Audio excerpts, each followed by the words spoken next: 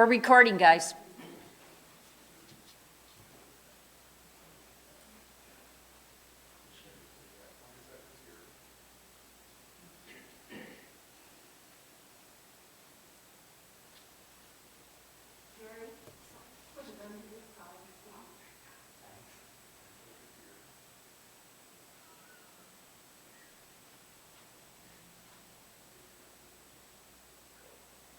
Good morning. Welcome to the Unitarian Universalist congregation of Flint. My name is Chris Monk, and I'll be your worship associate today. This is not a congregation that celebrates a creed, but celebrates the open mind and the loving heart. We welcome people who are looking for a truth that makes sense to them, but will celebrate social justice and betterment for the world. We practice inclusiveness, no matter your race, gender, sexual orientation, ability, or disability. You are welcome here. We do have a set of principles that we follow that you will find on our website, like the inherent worth and dignity of every person and respect for the interdependent web of all existence. If you would like to know more about us, check out our website, Facebook page, or call one of our ministers. Now, I have a few announcements this morning. This one is very important. It's special to me.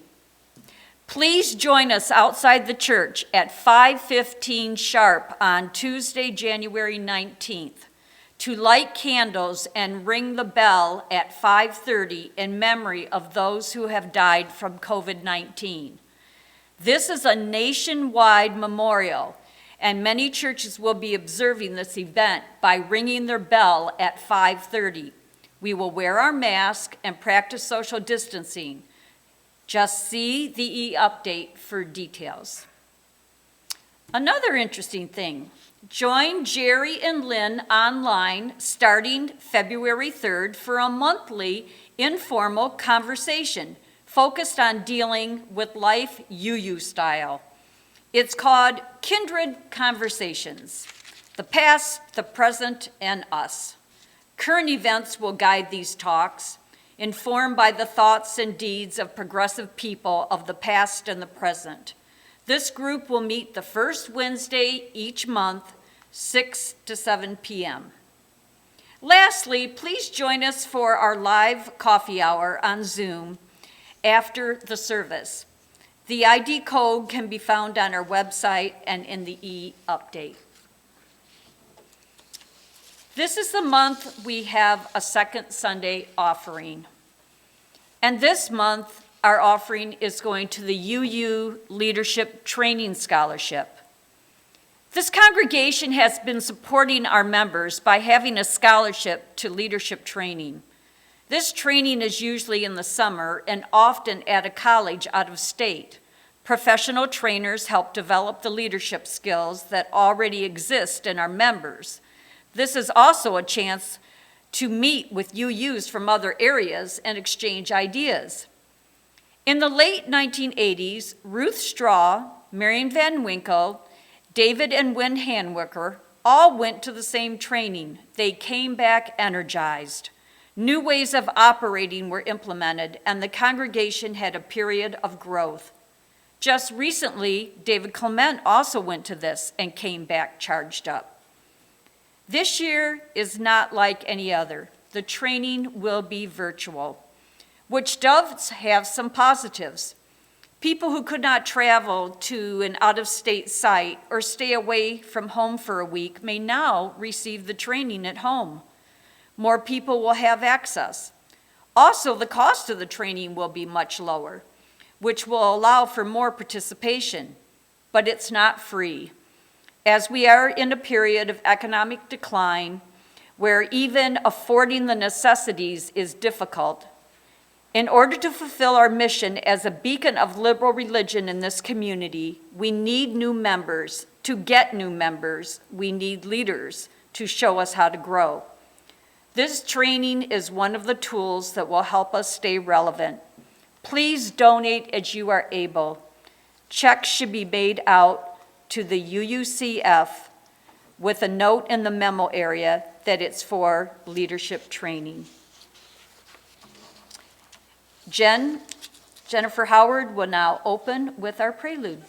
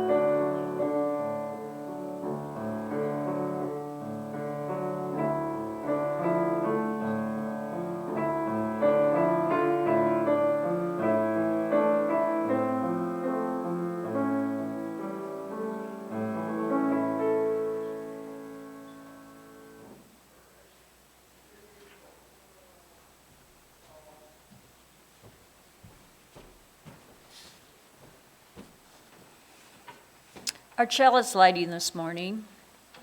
Fire consumes and casts a bright light. May our chalice flame consume our regrets for the past, our fears about the future, and our worries about today.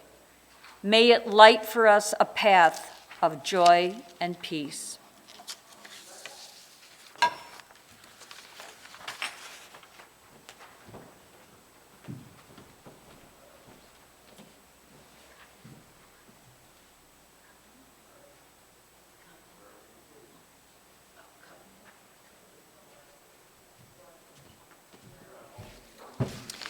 Would you please join me in reciting our covenant?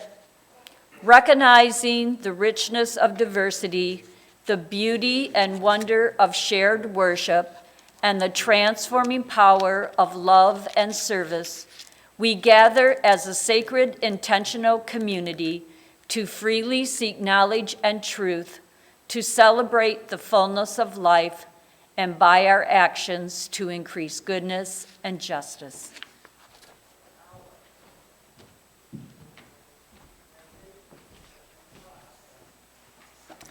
Good morning.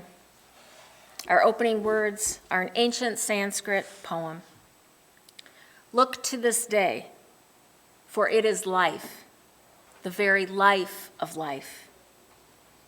In its brief course lie all the realities and truths of existence, the joy of growth, the splendor of action, the glory of power.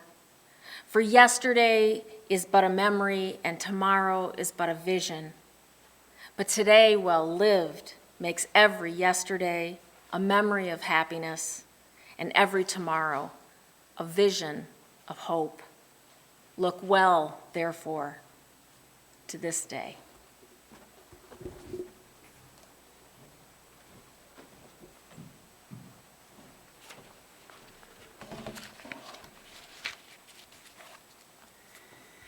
Our meditation today is entitled, Surrender to This Life. Surrender to this life. Give up the fight for some other moment, some other life than the here and now. Give up the longing for some other world, the wishing for other choices to make, other songs to sing, other bodies, other ages, other countries, other stakes. Purge the past, forgive the future, for each come too soon. Surrender only to this life, this day, this hour, not because it does not constantly break your heart, but because it also beckons. It beckons with beauty, startles with delight, if only we keep waking up. This is the gift we have been given, these body clothes, this heartbreak, this pulse, this breath, this light, these friends, this hope. Here we remember ourselves, all a part of it all, giving thanks together.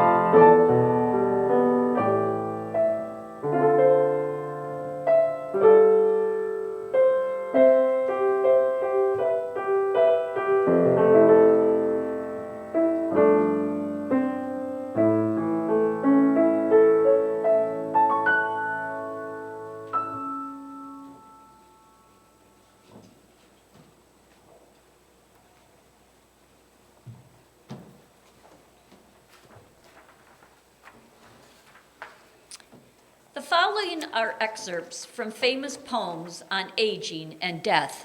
Note the differing attitudes of the poets. The first one is from Do Not Go Gentle Into That Night by Dylan Thomas. And you, my father, there on that sad height, curse, bless me now, with your fierce tears, I pray. Do not go gentle into that good night. Rage, rage against the dying of the light. And from the poem Forgetfulness by Billy Collins. The name of the author is the first to go, followed obediently by the title and then the plot. And then the heartbreaking conclusion, and finally the entire novel, which suddenly becomes one you have never read, never even heard of. As if, one by one, the memories you used to harbor decided to retire to the southern hemisphere of the brain, to a little fishing village where there are no phones. Long ago, you kissed the names of the 9 muses goodbye and watched the quadratic equation pack its bag. And even now, as you memorize the order of the planets, something else is slipping away. A state flower, perhaps, the address of an uncle, the capital of Paraguay. Whatever it is you are struggling to remember, it's not poised on the tip of your tongue, not even lurking in some obscure corner of your spleen. No wonder you rise in the middle of the night to look up the date of a famous battle in a book on war. This excerpt is from Lines of Retirement After Reading Lear by David Wright. Avoid storms and retirement parties. You can't trust the sweetnesses your friends will offer when they really want your office, which they'll redecorate. Beware the still untested pension plan. Keep your keys. Ask for more troops than you think you'll actually need. Listen more to fools and less to colleagues. Love your youngest child the most, regardless. Back to storms. Back to storms. Dress warm. Take a friend. Don't eat the grass. Don't stand near tall trees. And keep the yelling down. The winds don't listen, and no one will see you in the dark. And from Youthful Eld, Anacreon, translated from the Greek by Thomas Stanley. Young men dancing, and the old sporting eye, with joy behold. But an old man gay and free, dancing most I love to see. Age and youth alike he shares, for his heart belies his hairs. This is from Written in a Carefree Mood by Lu Yo, 12th century Chinese poet. Old man pushing 70, in truth he acts like a little boy, whooping with delight when he spies some mountain fruits, laughing with joy, tagging after village murmurs, with the others having fun stacking tiles to make a pagoda. Standing alone, staring at his image in the pool. Tucked under his arm is a battered book to read, just like the time he first set out to go to school. And finally, from When Death Comes by Mary Oliver. When death comes, I want to step through the door full of curiosity, wondering. What's it going to be like, that cottage of darkness? I look upon time as no more than an idea, and I consider eternity as another possibility. When it's over, I want to say, all my life, I was a bride married to amazement. I was the bridegroom, taking the world into my arms. When it's over, I don't want to wonder if I have made my life something particular and real. I don't want to find myself sighing and frightened or full of argument. I don't want to end up simply having visited this world.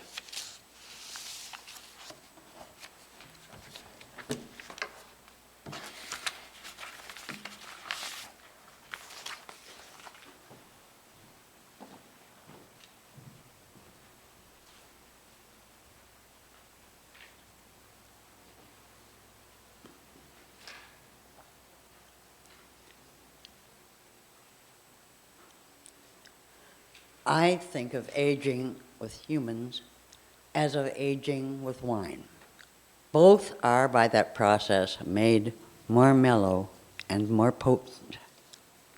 Certainly that applies to my dear friend Lois Beebe Hana, who died in 2016 at the age of 103, a poet who published her last book of poetry in 2015 at the age of 102.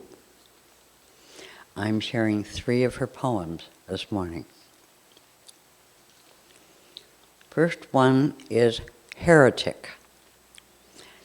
I renounced faith when I was still very young. My kitten died.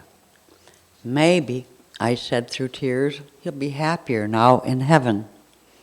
And they said, oh no, cats can't go to heaven. Shocked at such discrimination, I took my early stand against any and all such gated communities.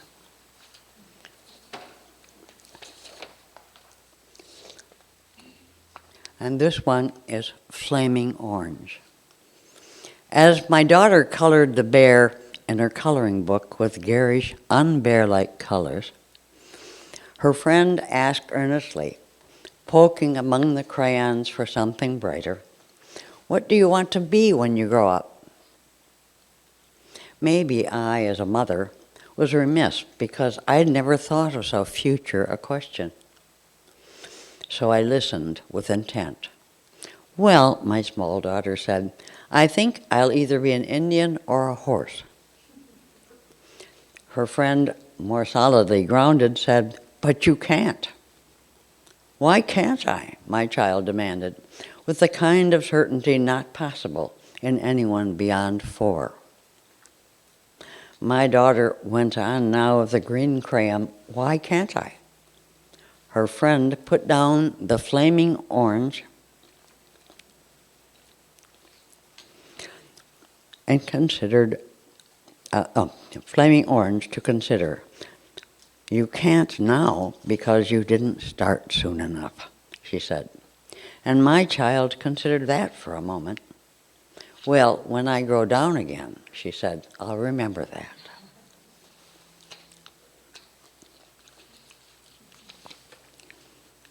And the last, Fading Echo. Because I have lived so long a life, I preserve people and places, houses and whole cities, which exist now nowhere else. Yes, the maps, still correctly named counterparts, have undergone a sea change, and everyone who walks or sleeps or dreams there is an interloper, not yet imagined. I recall my father and realize that now I am undoubtedly the last person still drawing breath who can call up his quirky humor.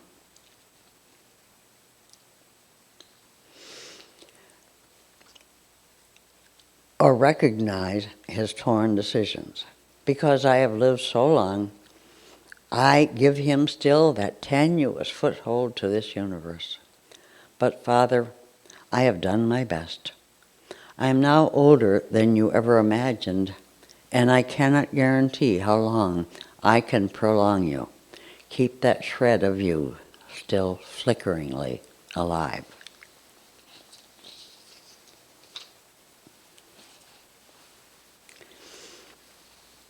And now I present to you my reflections on my sister Connie and then myself.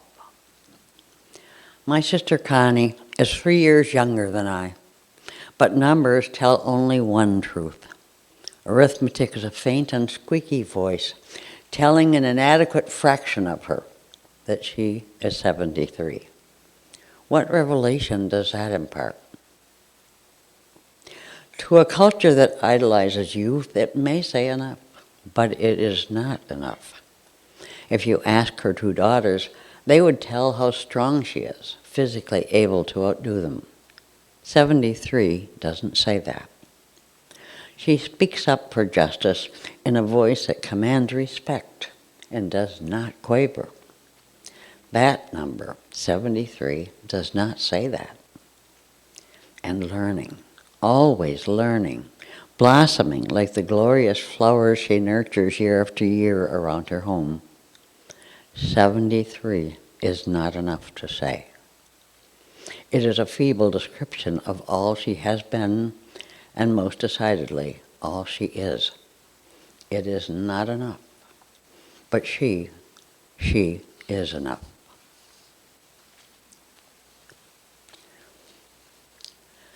The heft of my years. Sometimes I feel the heft of my years, and I am thankful for that burden. Born into a world of a war that was about to end, of parents who loved each other and me enough that I did not know we were poor. Thrust into a one-room schoolhouse at a 5-year-old first grader, where 8th grade boys nailed 5 boards together for my dangling legs to rest upon. I watched the birth of television, though we had none till I was 10 years old. I played outside till dark and sat at table every night for supper with siblings and both my parents.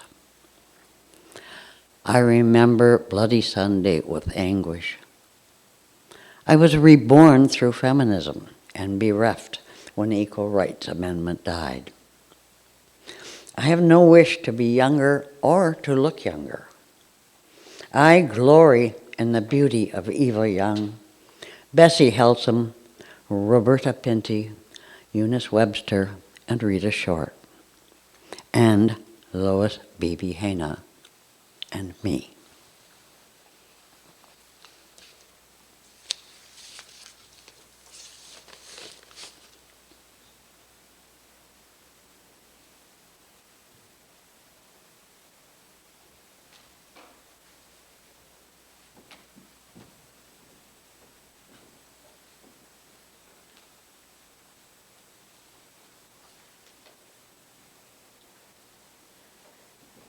I read somewhere, no matter what age you die, you're 30 in heaven.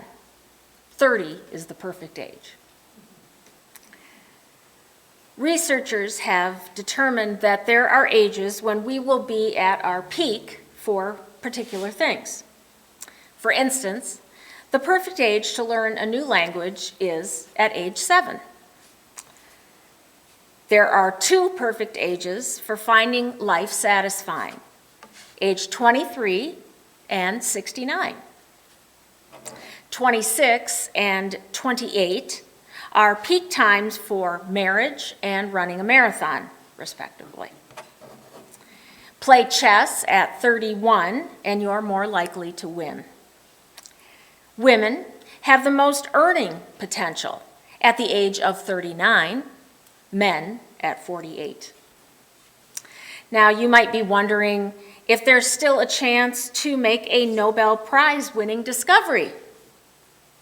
Well, if you're 40, yes. So that's off my bucket list. Probably yours. This one's interesting. The perfect age for understanding people's emotions is 51.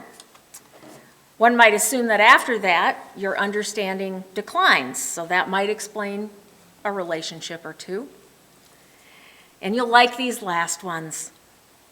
Your best vocabulary can be found at age 71, and you're happiest with your body at 74. So there's still hope for me.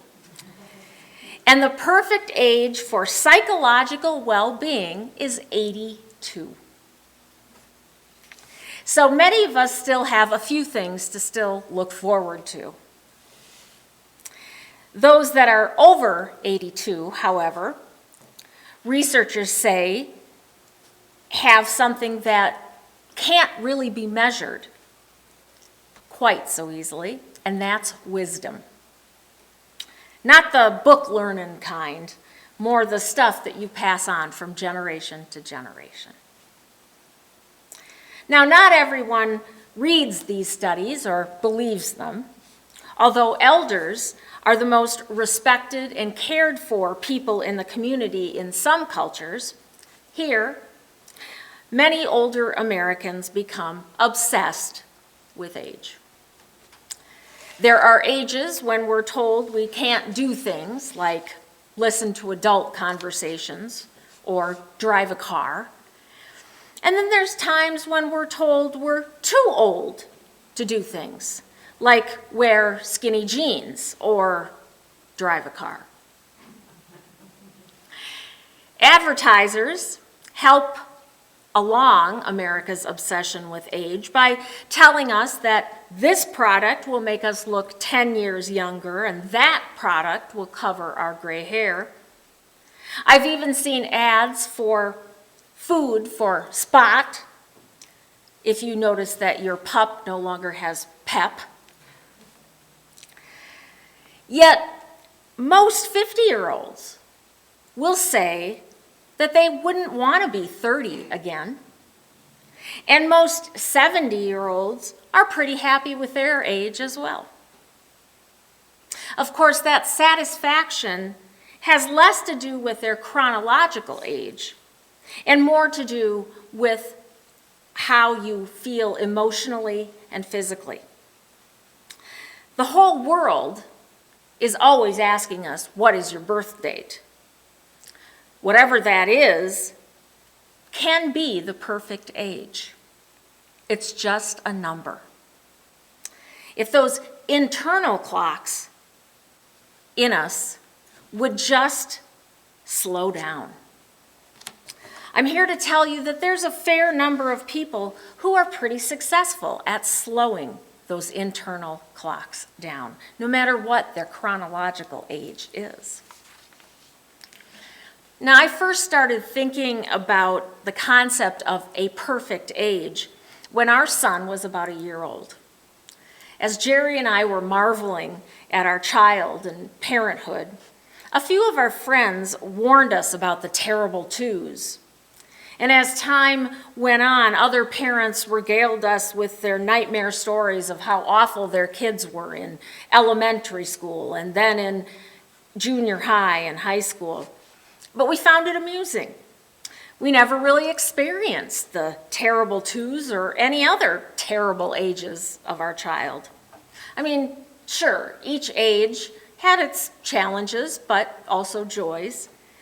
And we loved every single age of our son, and we continue to enjoy every age since, even as an adult. So it occurred to me that if we can enjoy that, couldn't we also find all of our own ages fulfilling as well? What if we were always the perfect age, whatever it was? Assuming that we still had reasonable control over our mind, our bodies, and our souls, and they were still functioning at a pretty high level. It would almost be as if we had discovered the fountain of youth. Now, obviously, I have not come up with the fountain of youth. You can see that. But I have observed that the kind of people that seem to have a handle on what it is to be youthful have some obvious and some not so obvious traits that we might learn from. So I'd like to tell you about a friend of mine. Let's call her S. She never says much about her age. She never has. And in fact, she's more apt to forget how old she is unless someone reminds her. And that's exactly what happened not too long ago while she and a friend were watching television in her Texas apartment. So S explained to me that they were listening to the local news to find out how the state was planning on rolling out the COVID vaccines. And the newscaster was going through the tiers, and first he talked about the first tier of the essential workers getting the vaccine, and then talked about the second tier of people who were over 65. And so S commented, well, when are they going to get to us? And her friend with her giggled and said, "That is us." You see, my friend turned 76 just about 3 weeks ago. Now, had she just turned 65 and just now aged into that eligible tier 2, I might have cut her some slack. But after hearing this story, I blurted out to her, "You've been over 65 for 11 years now. Are you still in denial?" And she laughed and said her age obviously has made her forgetful. But I shouldn't be surprised by this because S is one of those people that has never really looked nor acted her age. Jerry and I met her 26 years ago in seminary. When she started seminary, she was 50. And at the time, she was already an avid camper, bicycler, and swimmer. After we graduated, she became, if you can believe it, even more adventurous in her life and, in my mind, more amazing. First, at 55, she took a bicycling trip around the world. Since she's been 66, she has hiked to the bottom of the Grand Canyon and back up 16 times. Now, if that doesn't sound all that impressive to you, just think that 1% of the 6 million visitors a year that go to the Grand Canyon manage to hike down and back up again. She protested in the 60s a lot. She has met His Holiness, the Dalai Lama, and she has dined with astronauts. She has children and grandchildren that she talks to frequently and vacations with annually. She told me the other day that she got out her shoes and tap danced in a recent sermon. And she once went months without getting her car fixed because her church office was only a mile away from where she lived, and it was an easy walk. Almost exactly a year ago, as she was walking from her apartment to her church office, she noticed for a couple of weeks that her arm hurt as she walked. It took her a couple of weeks before she finally decided to ask one of her congregation members that she trusted what she thought about her arm. The member in question, who was in her 90s, promptly drove to the church, picked S up, and took her to the emergency room where they immediately admitted S. 1 week and 2 stents in the heart later, S was on a plane flying to an event for one of her best friends. Now, when I heard what had happened to my good friend, I was terribly upset and worried, which was exactly why she didn't tell me about all of this until after she was out of the hospital. Because I kept thinking about all of the what ifs. Perhaps I was really thinking about another friend of mine whom I had known for about 17 years. Because B was so different than S. While S was forever optimistic, B was negative and sad a lot of the time. S was always on the go. B would often call me and cancel our lunch dates due to a headache or pain or maybe a lack of sleep the night before. And I always understood, and we'd reschedule, and eventually we'd get to lunch. I felt bad for her. S had been married and divorced a few times and had really realized that her free spirit was not fair to a committed relationship. But B, over the years, had complained about her marriage and had had many crises in it, And although she often complained about being unhappy, she was afraid to be on her own and stayed in the marriage. B lived to see her grandchildren, to visit with them. But they were off in college, and she didn't see them that often. And after she would visit, she became melancholy. In recent years, I noticed that B was losing her memory a bit. And every time I saw her, it seemed like she aged more and more overnight. Her face, her body, she would be more bent over. It just seemed she was changing very rapidly. Eventually, she stopped participating in some of the activities that we used to do together with some other women. And we were all worried about her, and for good reason. One day, at the age of 76, she suddenly died of heart failure. In my grief, I remember wishing that her last few years would have been more enjoyable for her. None of us should be miserable, no matter what age we are. Now, obviously, my friend B had some real health issues that cannot be overlooked. But there were aspects of her life she could have improved. As we age, many people will find that there's a deficit in some area of their life. They might have physical limitations, but there's always ways that we can look at something and find new ways or new things to do that can give us joy and satisfaction. One woman in her 80s says that although there are now things that she cannot do anymore, like skiing, she's decided to find something to replace that she enjoys almost as much. And she finds that almost always she can find a replacement for activities that she can no longer do.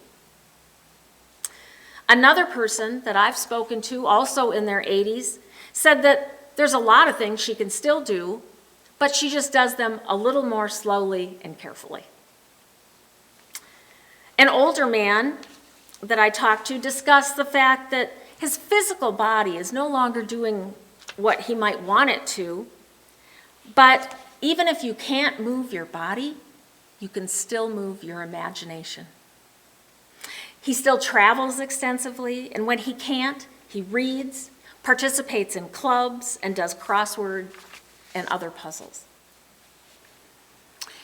Now, I don't think it's a coincidence that the people that I have come across in my life seem to have a good handle on the perfect age are also Unitarian Universalists.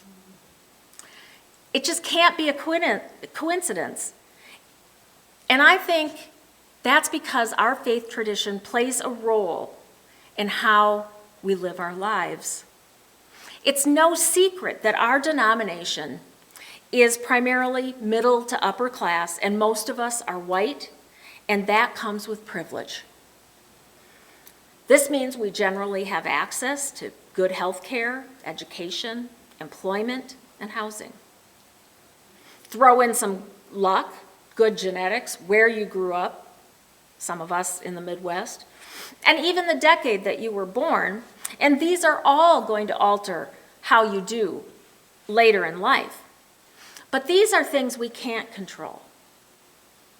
So, what is it that we can control? Our spiritual lives, for one thing. And Unitarian Universalism is known for encouraging optimism.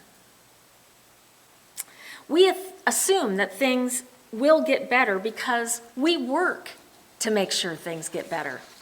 And if it's true for humanity, why wouldn't it be true about our own aging?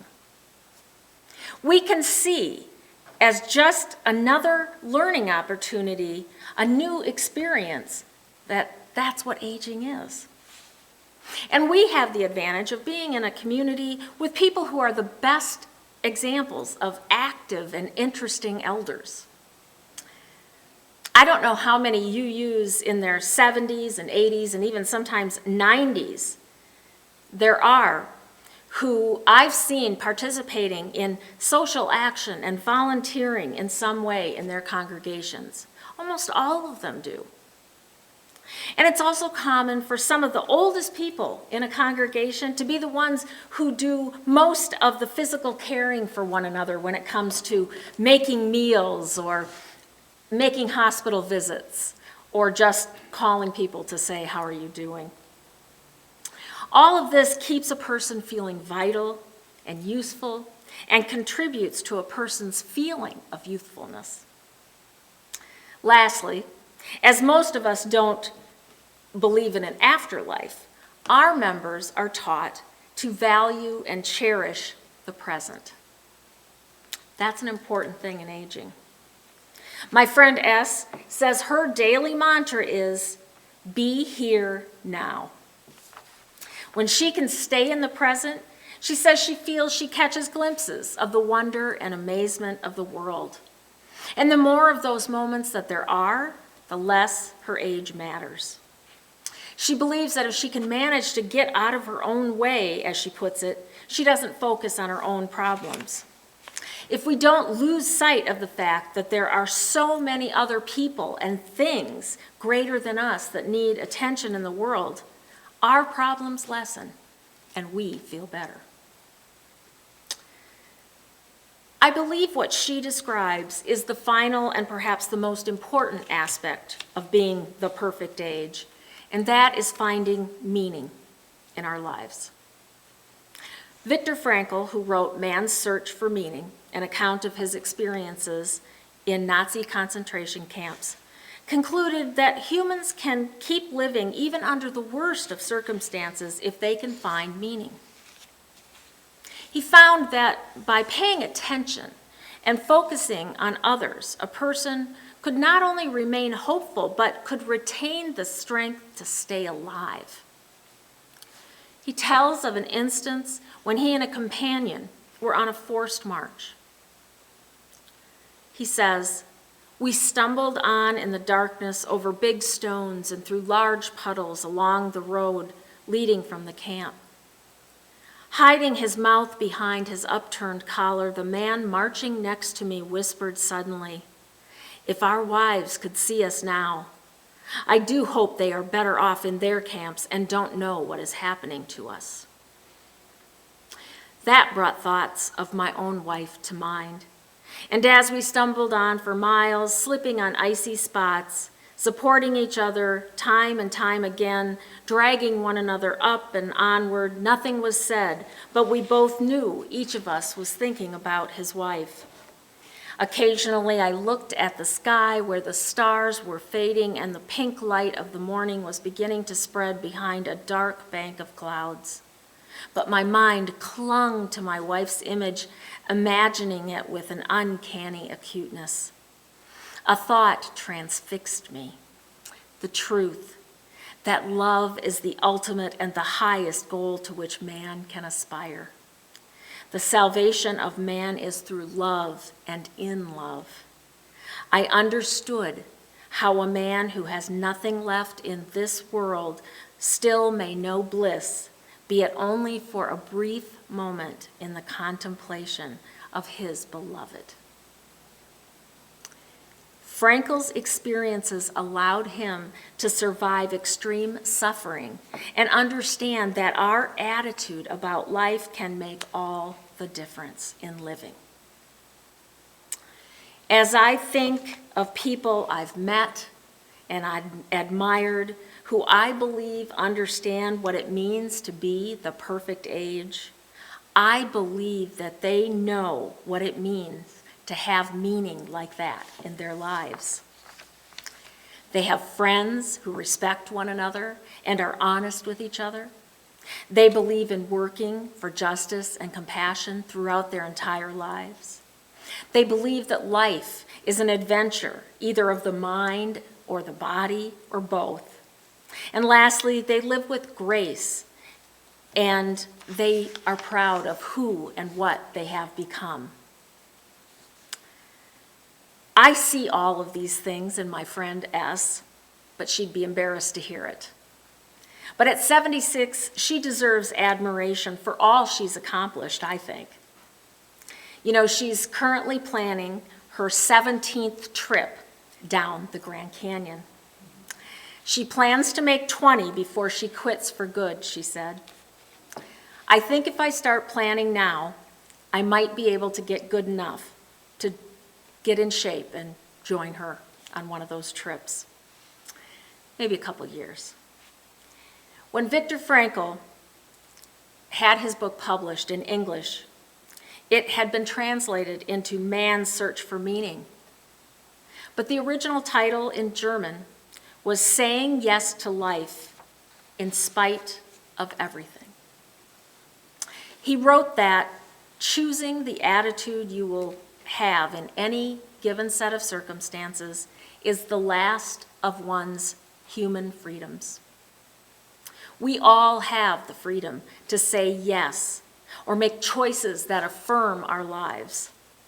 When we choose to be at a perfect age, when we choose to live with integrity and compassion and courage, I believe we will find that we also have found that we are at the perfect age, whatever it might be.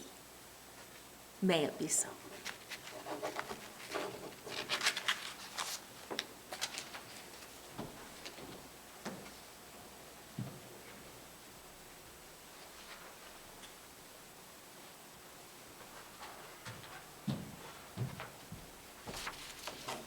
Thank you, Reverend Lynn. That was very, very inspiring. Now is the time for generosity. Thank you for the many ways that you support UUCF as we promote UU values in this community. Your generous offering makes our life-affirming and justice-centered message possible. You can make your offering at uuflint.org or by sending a check to the church office. Thank you.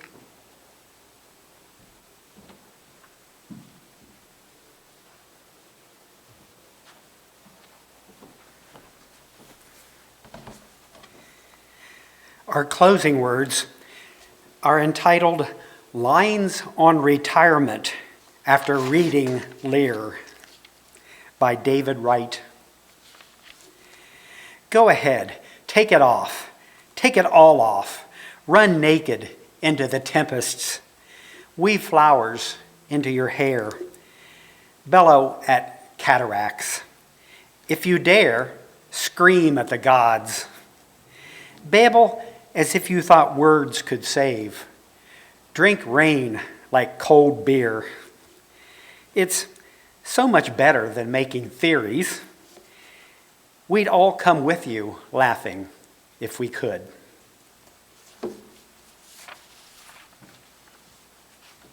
And now, let us extinguish our chalice. We extinguish this flame, but not the light of truth, the warmth of community, or the fire of commitment.